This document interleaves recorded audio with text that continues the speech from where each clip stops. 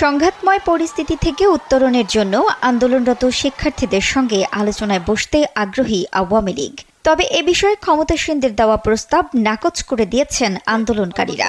এরপরও তাদের মন গলাতে শনিবার দিনভর চেষ্টা চালিয়েছেন আওয়ামী লীগ নেতারা। জানা গেছে, শুক্রবার সন্ধ্যায় গণভবনে আওয়ামী লীগের নীতি নির্ধারকদের এক বৈঠক থেকে প্রধানমন্ত্রী শেখ হাসিনা সাধারণ শিক্ষার্থীদের আন্দোলনের প্রতি সহনশীল থাকার নির্দেশনা দেন। আলোচনার মাধ্যমে সংকট সমাধানের উদ্যোগ নিতে তিনি দলের সভাপতি মণ্ডলীর সদস্য জাহাঙ্গীর কবির নানক, যুগ্ম সাধারণ সম্পাদক মাহবুবুল আলম হানিফ এবং আফম বাহাউদ্দিন নাসিমকে দায়িত্ব দেন। দায়িত্ব পাওয়ার পর ছাত্র আন্দোলনের সমন্বয়কদের সঙ্গে যোগাযোগের চেষ্টা করেন তিন নেতা। তারা ফোনে যোগাযোগ করতে সক্ষম হয়েছেন, তবে আলোচনার প্রস্তাবে সাড়া মেলেনি।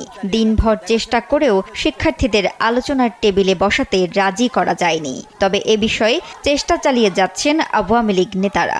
এদিকে শনিবার বিকেলে কেন্দ্রীয় শহীদ মিনারে শিক্ষার্থীদের সমাবেশ থেকে এক দফা দাবি ঘোষণা করা হয়। এতে প্রধানমন্ত্রী শেখ হাসিনার নেতৃত্বাধীন সরকারের পদত্যাগ দাবি করা হয়েছে।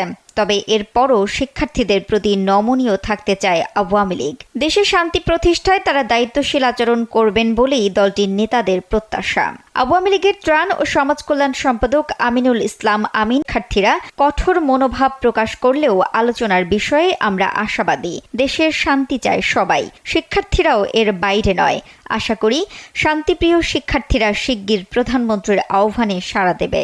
এদিকে প্রধানমন্ত্রী শেখ হাসিনা গতকাল পেশাজীবীদের সঙ্গে মতবিনিময় সভায় বলেন, গণভবনের দরজা শিক্ষার্থীদের জন্য সব সময় খোলা রয়েছে।